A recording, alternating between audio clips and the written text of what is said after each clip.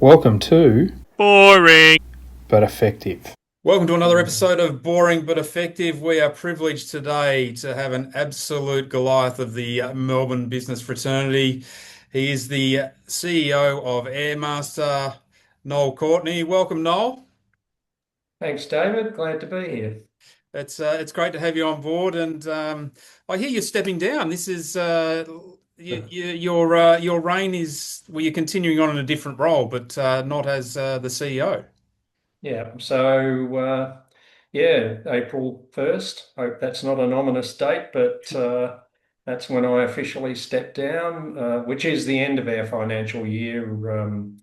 Selling the business to Daikin, Japan in 2017 means that we have to comply with all of the Japanese financial requirements and so on. So yeah, we're a 1 April to 31 March business, and that just is the logical date. It's also the end of our planning period. We plan in 5-year cycles, so that's the end of a 5-year cycle and an ideal time to hand over the reins to a well, he's not a new managing director. I have actually been working with him for 25 years. Started this with us as a very young man and showed promise from day one. And I realised he was the real deal. And here we are, 25 years later. In fact, he stepped into the MD role 2 years ago so that we could operate in parallel and.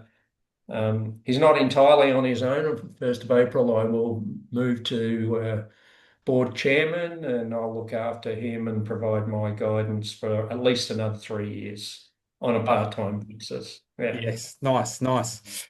So we kind of did the back to, we've done the back end where you got to. I wouldn't mind chatting to you about the origins. So, back in 1987, did you ever think, three blokes with a couple of vans out in Ferntree Gully, Scoresby would grow such a wonderful business to over, well, it's almost 1,300 employees now and just be a huge, huge player in the air conditioning space globally now.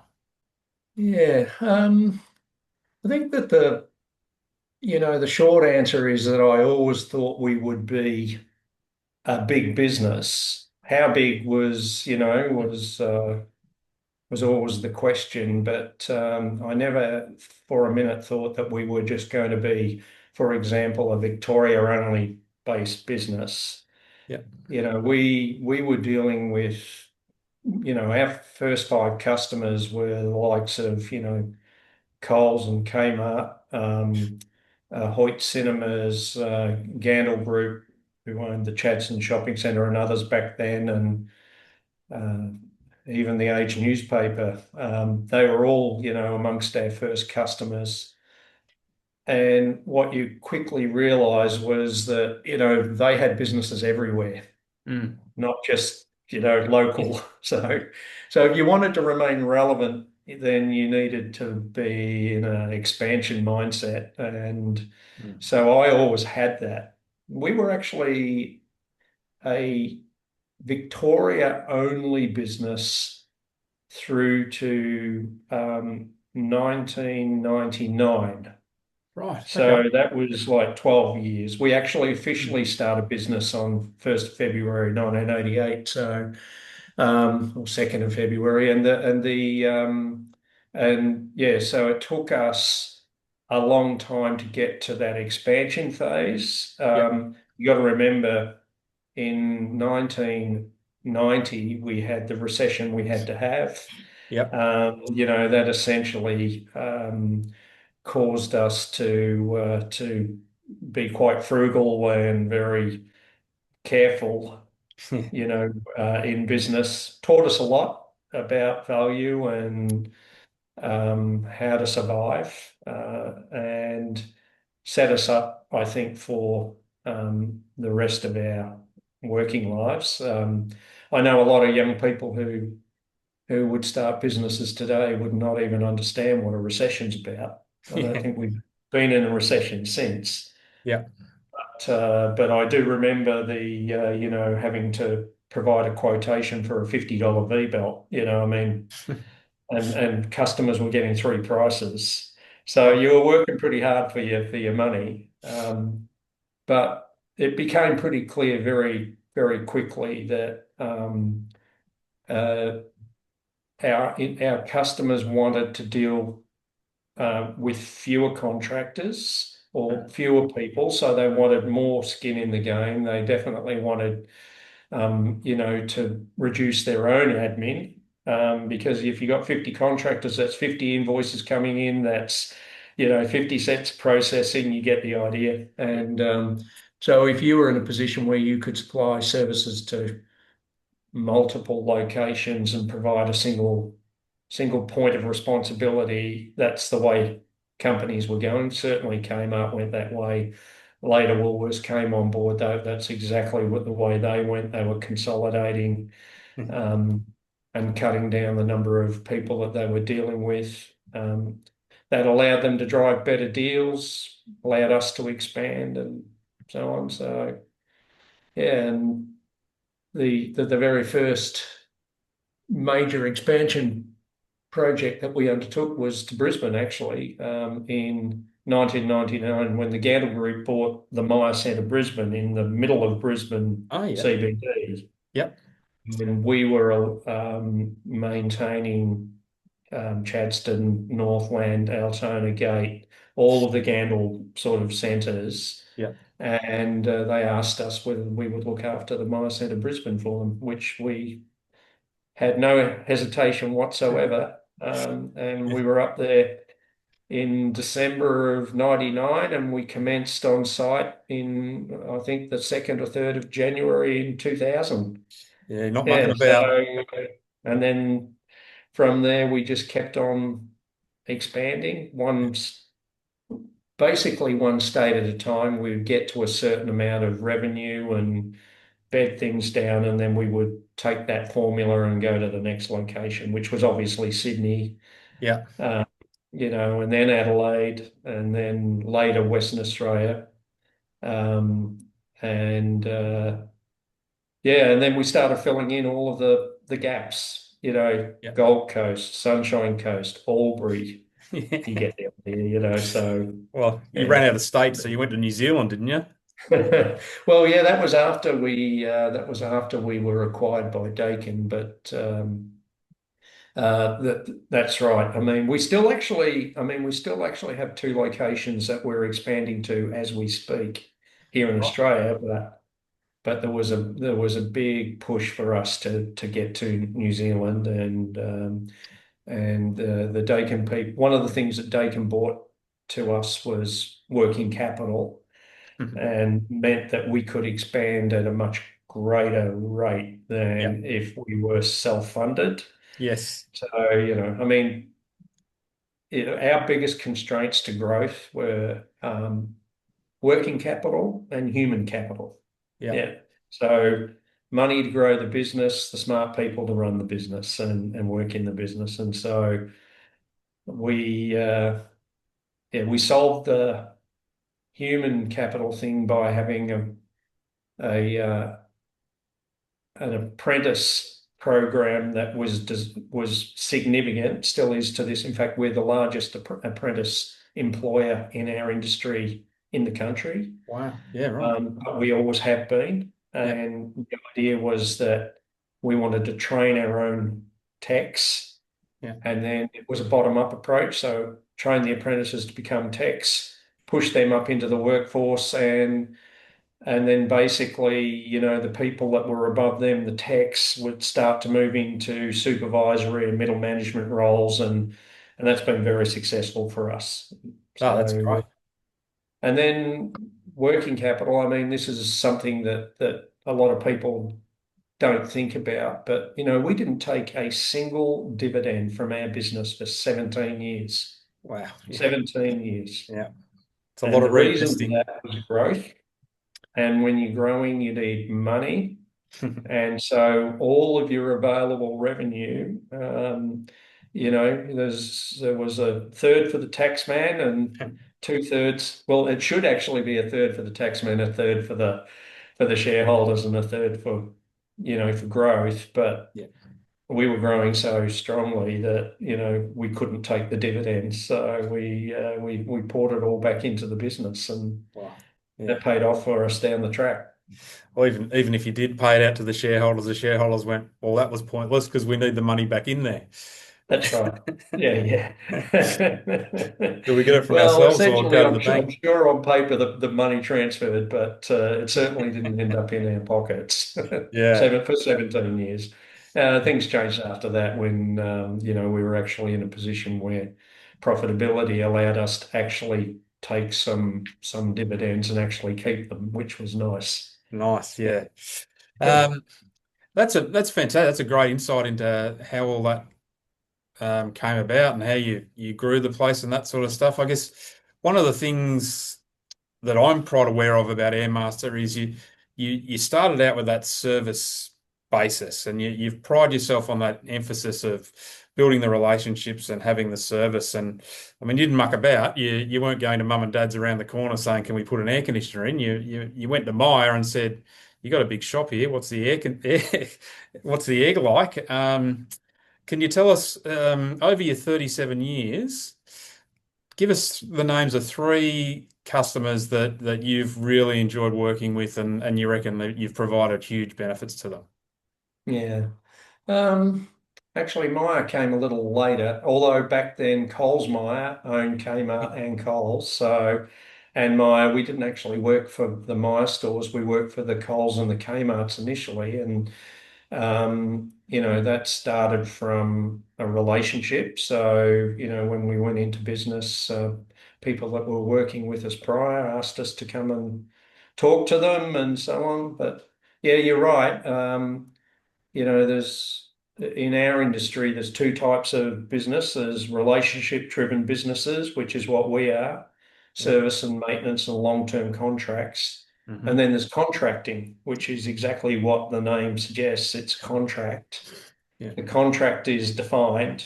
If you step outside of the contract, you're going to get whacked. Yeah. There's no black, there's only black and white. There's no sort of, we'll give a little bit here or we'll give a little bit. Contracting's cutthroat, and we're not very good at it.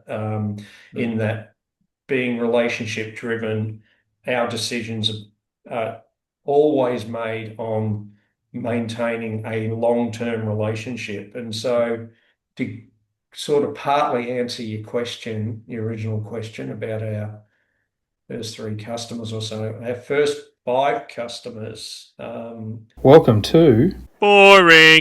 but effective. our first five customers, are still customers today, Wow. Yeah. right?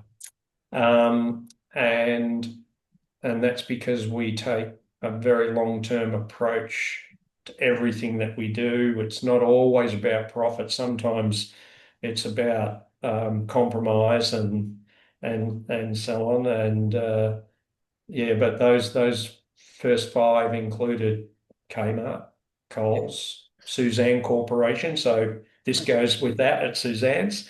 Um, Not just the retail, but they were the owners of High Point Shopping Centre and Whitehorse Plaza. So, we're very much geared towards maintaining large buildings Mm. and chains of buildings and so on. Others included Hoyt's, Knight Frank, which is a large real estate Mm. facility management company and so on. And all those businesses we still deal with today. Maybe with the exception of the Age newspaper, which no longer exists as a physical entity in Victoria. I mean, all of their printing is done in a central location. I think it's in New South Wales. But yes, so you don't keep those long-term relationships, easily. You got to work at it, and the relationships have to be built on, substance. Yeah. Um, it's, you've got to actually be able to deliver to have a relationship. So the number one thing is deliver on your promises. Mm. Um, and from there, you've got a very solid foundation for the building of a relationship. And good relationships are two-way streets. So we often sign contracts for long-term services, 3 and 5 and even 10-year maintenance and service contracts. But the day we sign them is the last day we see them. Yeah. We just don't refer to them any longer because there's no need, right? Yeah. So we know what our maintenance delivery program is. Our customer knows that, somebody has to pull the contract out, the relationship's in trouble, right? Yeah. So Yeah. and it also helps, with renewal because there's corporate governance issues that you've got to think about. Big companies like Vicinity Shopping Centres who bought the Gandil centres and so on. We've been with Gandil and all the iterations all the way, into Colonial First State, and then it became Novion, and then it became Vicinity. There was probably one or two other names in between, but we've been their continuous single supplier in air conditioning and building automation, service and maintenance for 37 years. Yeah. Right. So, and big companies like that, they need to go to market, Yeah. right? So you've got to be competitive. Yeah. The relationship doesn't replace being competitive, but Yeah. it certainly helps differentiate, what value for money looks like. Yeah. Yeah. You might. Yeah. The relationship there, someone's probably got to come in at 30 or 40% under the price range if they're willing to give it a go. But that also raises the question of can they deliver what they're promising for that price? Yeah, yeah. Look, I think that we see 30 and 40%, cheaper prices quite a lot. Our customers will throw those out. Yeah. Right. Yeah. Something that's 10% within 10%, that's a different story. Yeah. Right. And our customers will come back to us and talk to us about, why is there a difference in price, or they might not get specific to the pricing question, but you can tell that that's where they're trying to get to by talking to you about specifications on service delivery and have you allowed for this and have you allowed for that, and then we will say, well, yes, and we also allowed for X, Y, and Z. Yeah. And they go, oh, okay. So, the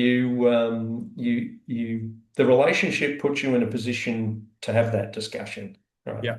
And 95% of the time, that discussion will end up in a renewal in your agreement. Occasionally, they'll go and try out the competition, and hopefully they come back. Yeah. Yeah, they Yes. Yeah, we don't like to burn bridges, and sometimes you just got to accept that there is a better price, but normally your relationship will stop that from being a problem. Yeah. Yeah. Now I'm sure you've seen some big changes in the industry. It's not just heating and cooling anymore. There's the 7-star ratings and the energy efficiency and all that sort of stuff. How's the future look with Airmaster and Daikin, the new masters, for want of a better term? Yeah, not exactly new. So nearly 8 years ago now, but we're used to them. They're actually a very good organisation. Japanese companies are very good companies to deal with. They're very, very honourable, and if they agree something with you, it's a solemn promise. So they pretty much leave us alone. We deal with them, to set our budgets and let them know what our revenue growth is going to look like, what sort of bottom line OP we're going to deliver to them, and so on, and then they leave us to it. And we're a very successful business, and in fact we've grown way ahead of the original plan. Yeah, right. And the business, when we sold it, was $170 million in revenue. It's now pushing up towards $500 million. Right. So and so they're pretty happy. Yeah. So what are the sort of things that we're looking at? Well, integration, I think, is probably the easiest way to describe it, the innovation that we're in. And so if you've got, let's say you've got an air conditioning contractor, you've got a fire contractor, and you've got a building automation contractor in your shopping mall, all of those contractors need to be coordinated because all of those things are integrated. They're all interrelated. Mm. If Yeah, yeah, a building goes into a fire alarm, the air conditioning plays a role in yeah, maintaining a smoke-free environment. yeah, The building automation system coordinates the whole thing between the fire system and the HVAC system. yeah.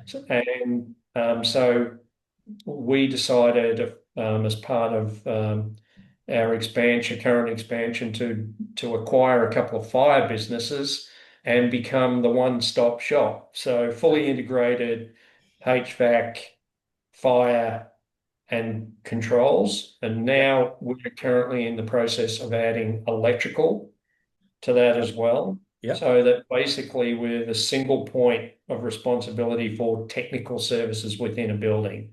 Fantastic. And yeah, and then our customers love it because Mm.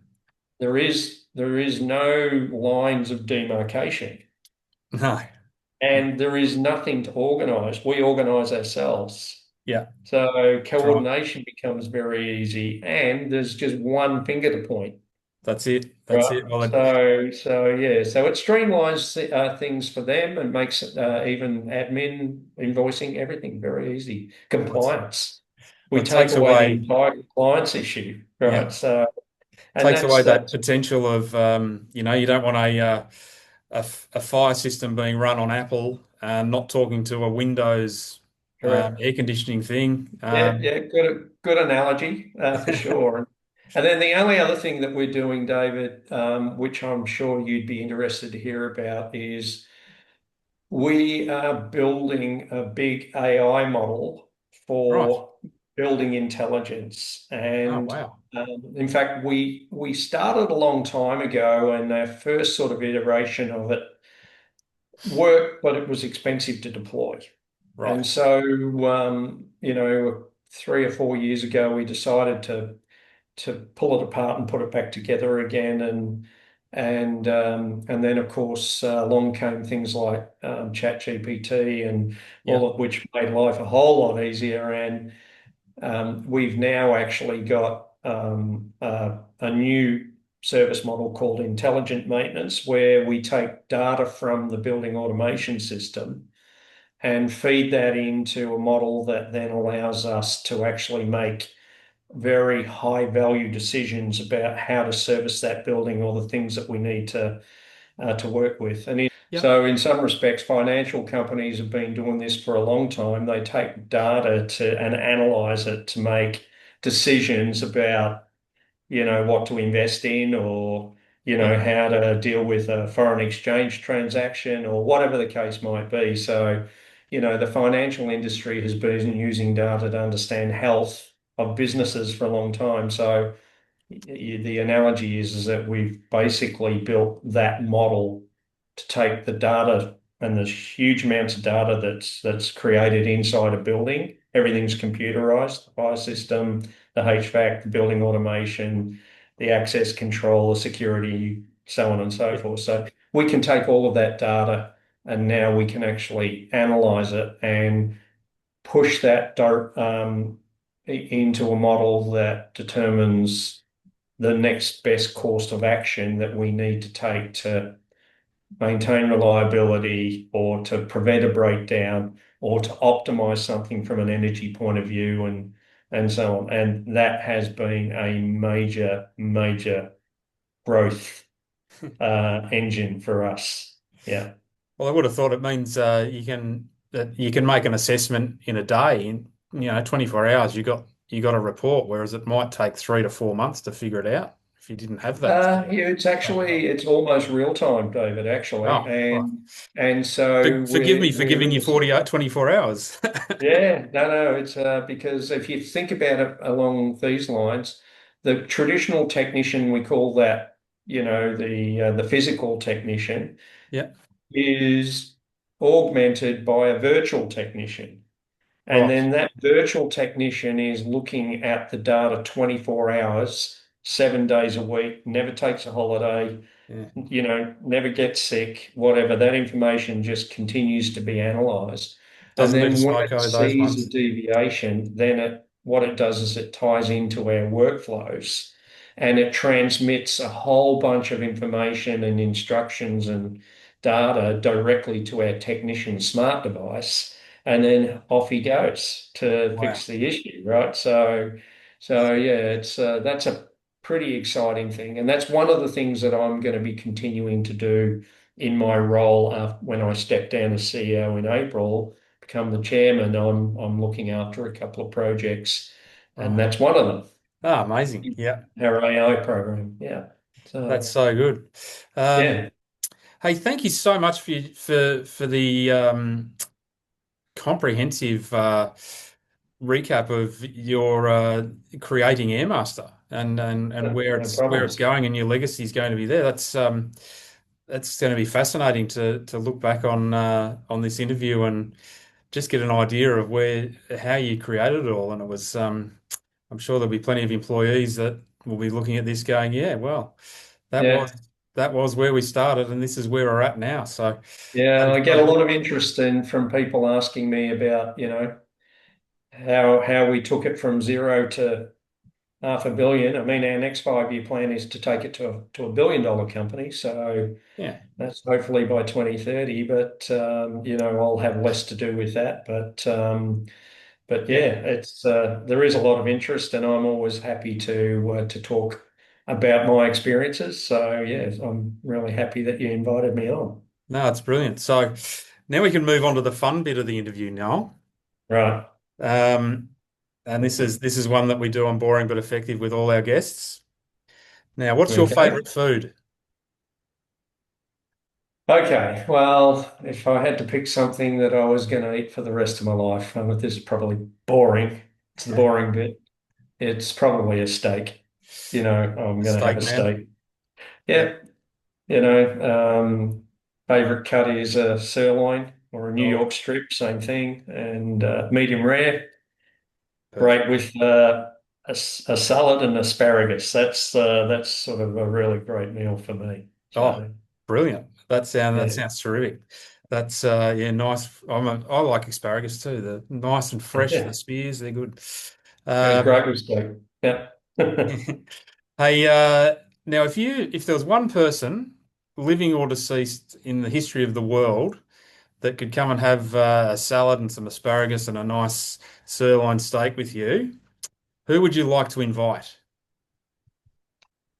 Uh, um, I think it'd have to be Elon Musk. Musk? Yeah, Yeah, yeah. Um, for a whole range of reasons. I think he's probably the most prolific industrialist, certainly in the modern era and probably ever. yeah, yeah. And he just doesn't see any barriers. No, He just doesn't think anything is unsolvable. that's You yeah. know, It's crazy, isn't it? I would love to sit there. The great thing about a steak dinner is it takes a while to get through it. So if I was going to be having a meal with Elon, at least I could have a good, half hour with him. But yeah, he'd be the guy for those reasons. He's controversial. I don't necessarily agree with everything Yeah, that he does, particularly politics and so on. But his general thrust is right, and I think that he's genuinely concerned about humanity, and he wants to provide the human race with things that really matter. yeah, Uh, yeah. They improve their yeah, lives. So yeah. Oh, yeah, that'd be. I'd love to be a fly on the wall there to see you guys. yeah. Well, you picking his brain, going, how can I do this? How can I do that? Yeah, yeah. Well, yeah, you'd love to. I mean, you can listen to a lot of podcasts, and he is very generous with his ideas and really open with his thoughts. I've watched him a lot, but yeah, I would love to pick his brains for a while. Although I think it'd be a pretty intimidating thing to do because he's yeah, his knowledge is so vast, but I certainly love the things that I wouldn't necessarily be talking about technology. It would be more about risk taking, resilience. All of Yeah. that. They're the things that I would be focusing on, I think. Yeah. Yeah. Along the lines of the risk he took when he was down to his last 60 or 70 million there at one stage, and then he had to take some Yeah. risks to get back in Poor going. bastard. So, Mind you, uh, when you're blowing up $50 million rockets each time, 60 or $70 million is yeah, not far away from being bankrupt. But yeah. that's crazy. Hey, thanks so Yeah. much for coming on, Noel. No And worries, David. congratulations again on creating such a wonderful business in Airmaster. And I'm sure you'll keep a keen eye on it from the chairman's position as opposed to the CEO Yeah. after the end of after the 31st of March. Yeah. Thank you. No worries. Appreciate Thanks, mate. it. Cheers. Thanks.